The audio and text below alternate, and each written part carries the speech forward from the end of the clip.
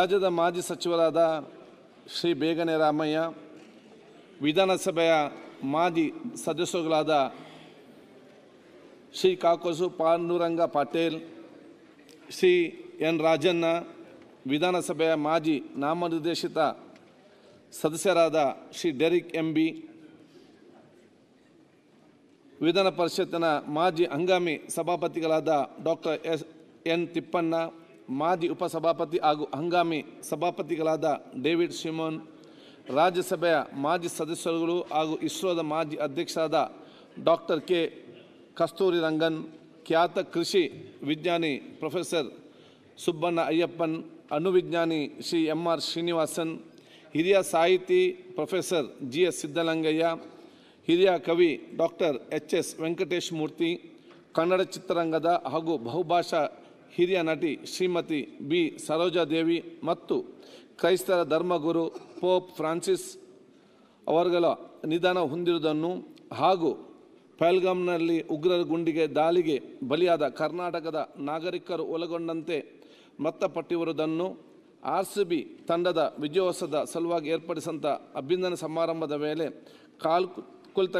ಕಾಲ್ಕುಲ್ತಕ್ಕೆ ಒಳಗಾಗಿ 11 ಜನ ಮೃತಪಟ್ಟಿರುವುದನ್ನು ಮತ್ತು ಇತ್ತೀಚೆಗೆ ಗುಜರಾತಿನಲ್ಲಿ ಸಂಭವಿಸಿದ ಏರ್ ಇಂಡಿಯಾ ವಿಮಾನದ ದುರಂತದಲ್ಲಿ ಸುಮಾರು 265 ಮಂದಿ ಮೃತಪಟ್ಟಿರುವುದನ್ನು ಈ ಸದನ ಅತ್ಯಂತ ವಿಷಾದದಿಂದ ತಿಳಿಯಬಯಸ್ತೇನೆ. ಶ್ರೀ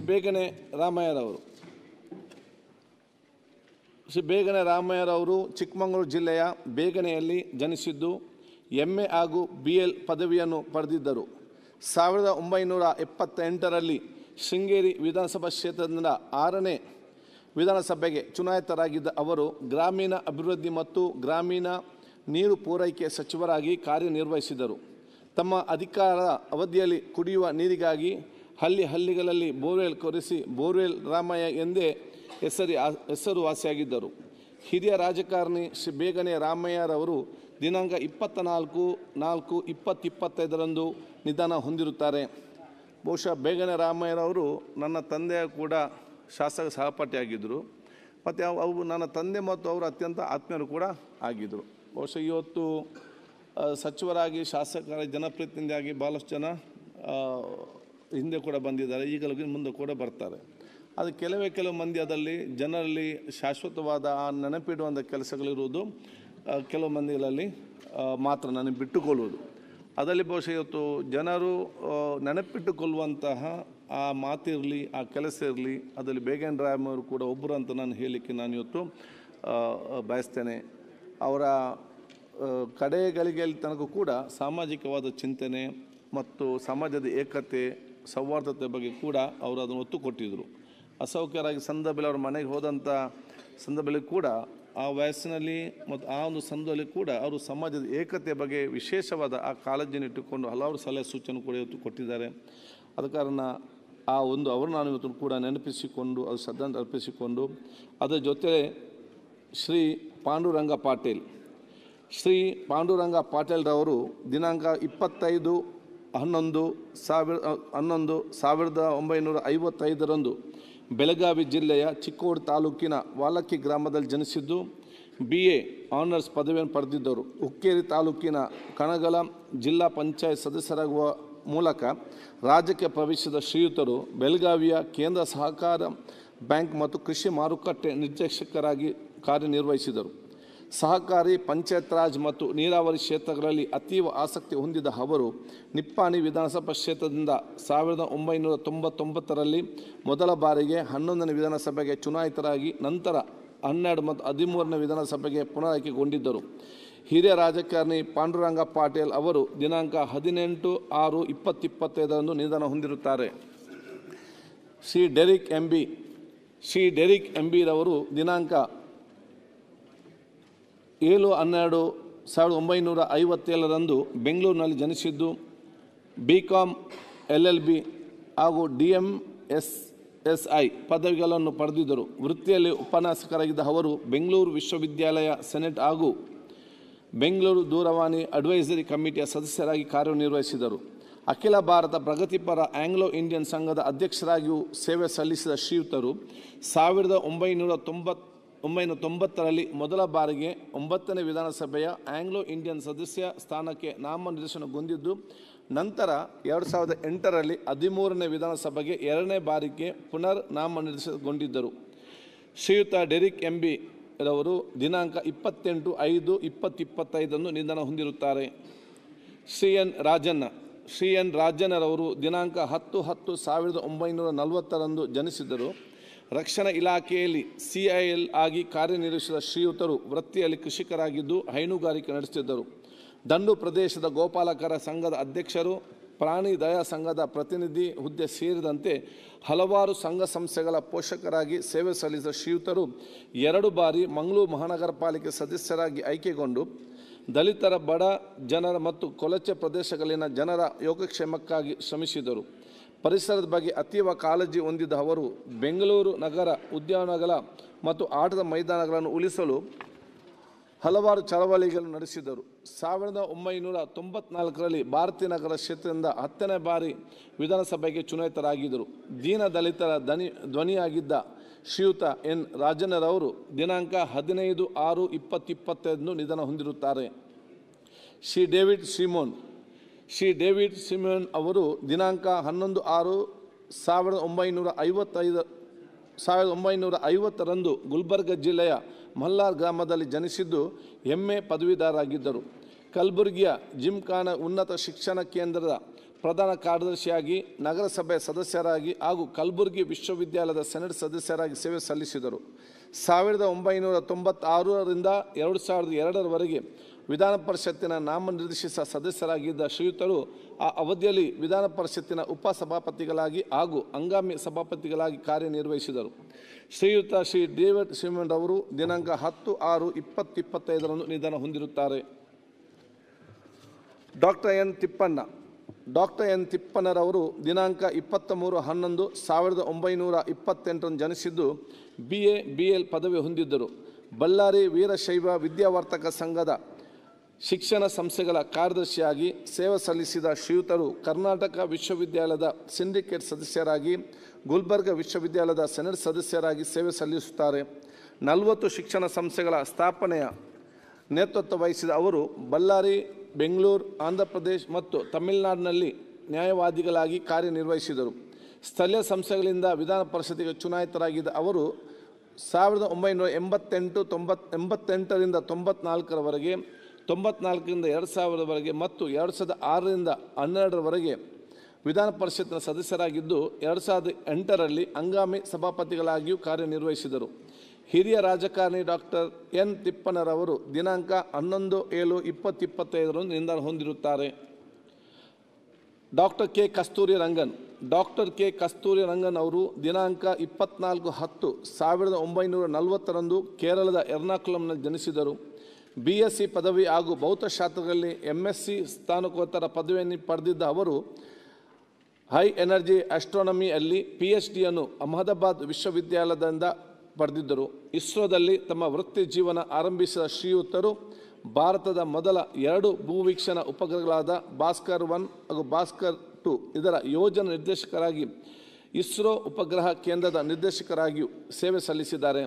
ಕರ್ನಾಟಕ ಜ್ಞಾನ ಆಯೋಗದ ಅಧ್ಯಕ್ಷರಾಗಿ 2020ರಲ್ಲಿ ರಾಷ್ಟ್ರೀಯ ಶಿಕ್ಷಣ ನೀತಿ ರಚನಾ ಸಮಿತಿ ಅಧ್ಯಕ್ಷರಾಗಿ ಸೇವಿಸಿದ ಶ್ರೀಯುತರು ಇಸ್ರೋದ ಅಧ್ಯಕ್ಷರಾಗಿದ್ದ ಸಮಯದಲ್ಲಿ ಭಾರತದ ಹೆಸರಾಂತ ಉಪಗ್ರಹ ಉಡಾವಣಾ ವಾಹಕಗಳಾದ polar satellite launch vehicle PSLV ಮತ್ತು geo synchronised satellite launch vehicle GSLನ ಉಡಾವಣೆ ಮತ್ತು ಕಾರ್ಯನಿರ್ವಹಣೆ ಸೇರಿದಂತೆ ಹಲವಾರು ಪ್ರಮುಖ ಸಾಧನೆಯನ್ನು ಕೈಗೊಳ್ಳಲಾಗಿತ್ತು.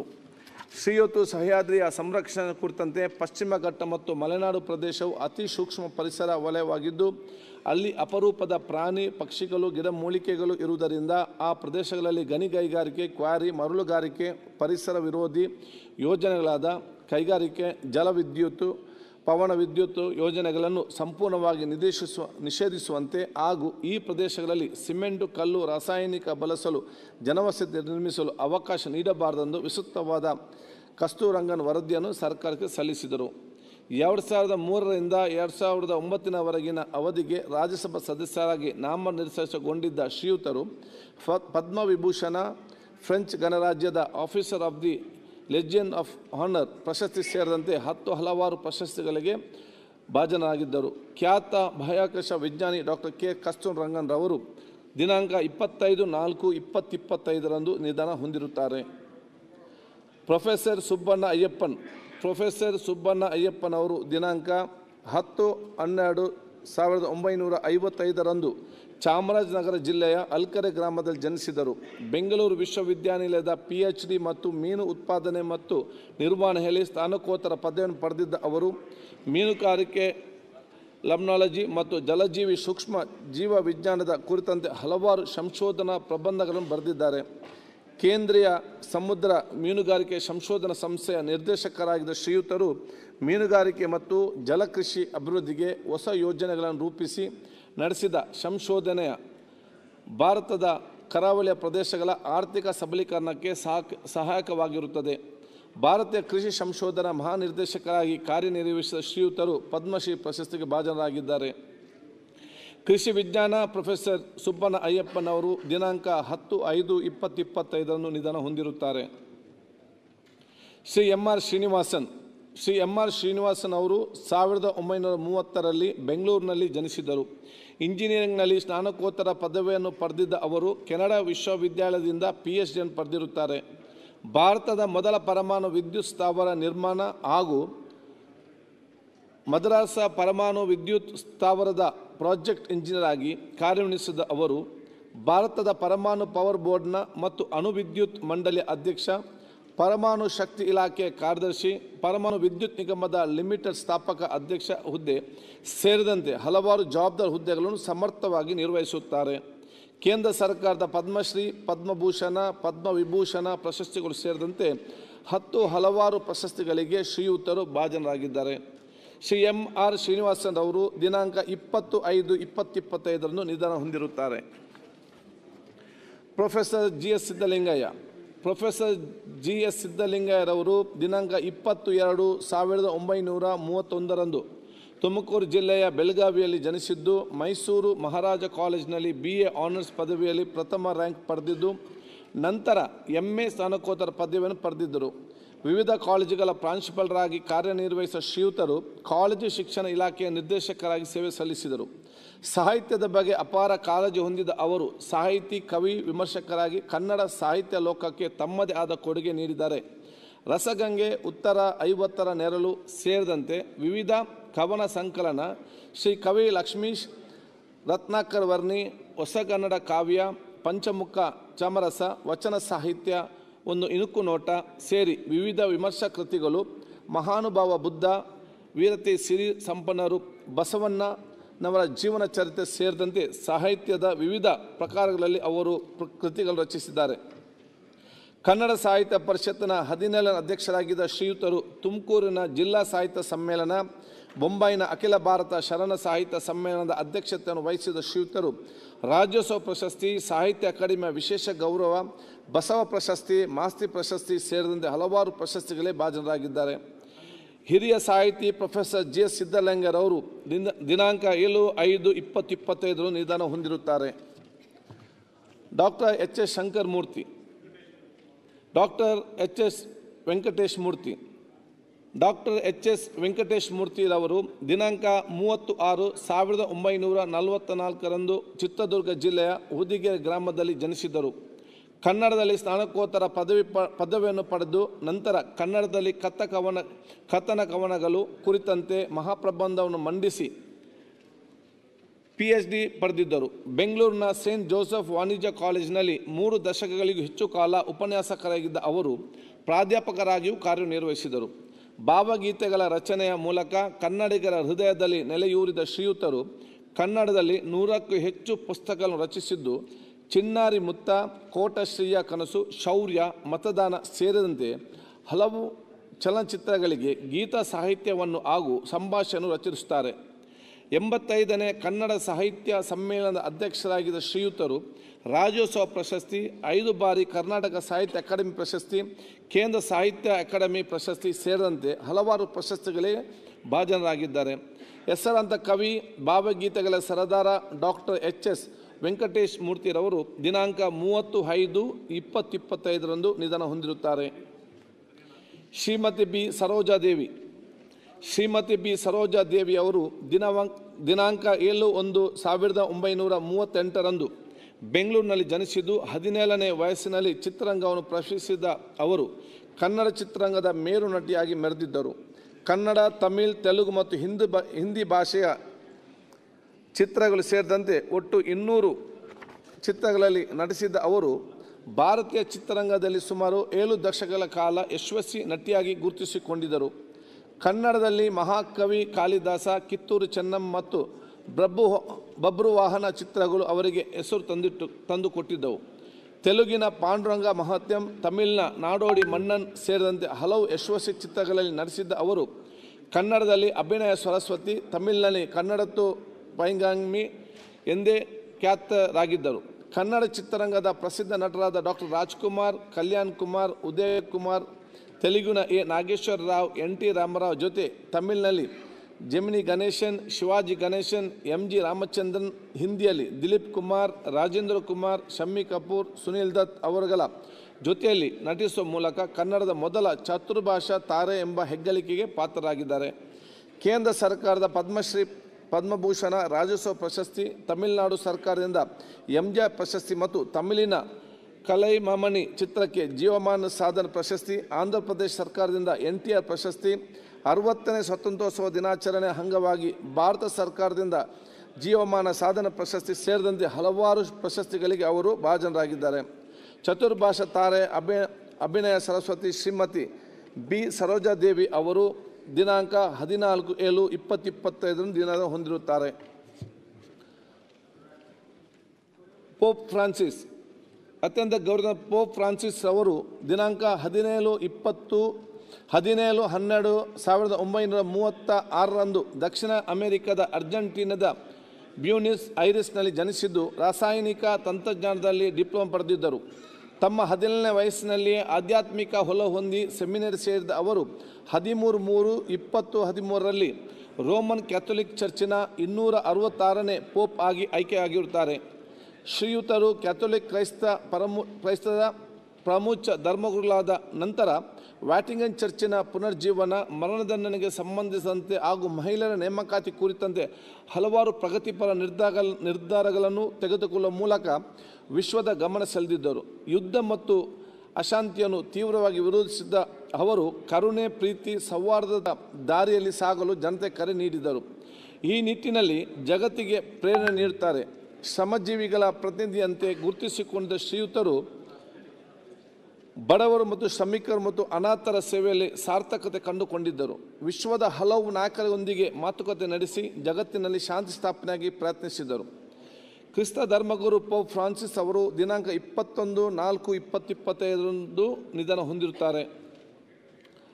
ಪಹಲ್ಗಾಮ್ ಉಗ್ರ ದಾಳಿಯಲ್ಲಿ ಮೃತರಾದವರು ದಿನಾಂಕ 22/4/2025 ಕಾಶ್ಮೀರದ ಪಹಲ್ಗಾಮ್ನಲ್ಲಿ ಉಗ್ರರು ನಡೆಸಿದ್ದ ದಾಳಿಯಲ್ಲಿ ಕರ್ನಾಟಕದ ಮಂಜುನಾಥ್ ರಾವ್ ಮತ್ತು ಭಾರತ್ ಭೂಷಣ್ ಅವರು ಸೇರಿದಂತೆ ಒಟ್ಟು 28 ಜನರು ಪ್ರವಾಸಿಗರು ಮೃತಪಟ್ಟಿರುವುದು ಅತ್ಯಂತ ದುಃಖದ ಸಂಗತಿಯಾಗಿರುತ್ತದೆ.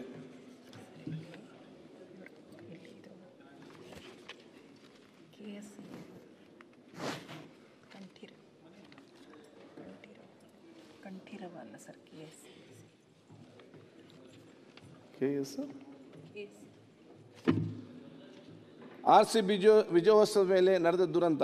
IPL ಕ್ರಿಕೆಟ್ ಪಂದ್ಯಾವಳಿಯಲ್ಲಿ RCB ತಂಡವು ವಿಜಯ ಗಳಿಸಿದ ಹಿನ್ನೆಲೆಯಲ್ಲಿ ತಂಡದ ಸದಸ್ಯರಿಗೆ ದಿನಾಂಕ 4/6/2022 KSCA ಕ್ರೀಡಾಂಗಣದಲ್ಲಿ ಏರ್ಪಡಿಸಿದ ಅಭಿನಂದನಾ ಸಮಾರಂಭದ ಮೇಲೆ ಉಂಟಾದ ಕಾಲ್ತುಳಿತದಲ್ಲಿ ಭೂಮಿಕಾ, ಸಹನಾ, ಪೂರ್ಣಚಂದ್ರ, ದಿವ್ಯಾ, ಚಿನ್ಮಯಿ, ದಿವ್ಯಾಂತಿ, ಶ್ರವಣ್, ದೇವಿ, ಶಿವಲಿಂಗು, ಮನೋಜ್, ಅಕ್ಷತ್ ಅವರುಗಳು ಮೃತಪಟ್ಟಿರುವುದು ಅತ್ಯಂತ ವಿಷಾದನೀಯ ಸಂಗತಿಯಾಗಿದೆ. ಏರ್ ಇಂಡಿಯಾ ವಿಮಾನ ದುರಂತ. ಭಾರತದ ಇತಿಹಾಸದಲ್ಲೇ 2ನೇ ಅತಿ ದೊಡ್ಡ ವಿಮಾನ ದುರಂತ ದಿನಾಂಕ 13/6/2025 ಗುಜರಾತಿನ ಅಹಮದಾಬಾದಿನಲ್ಲಿ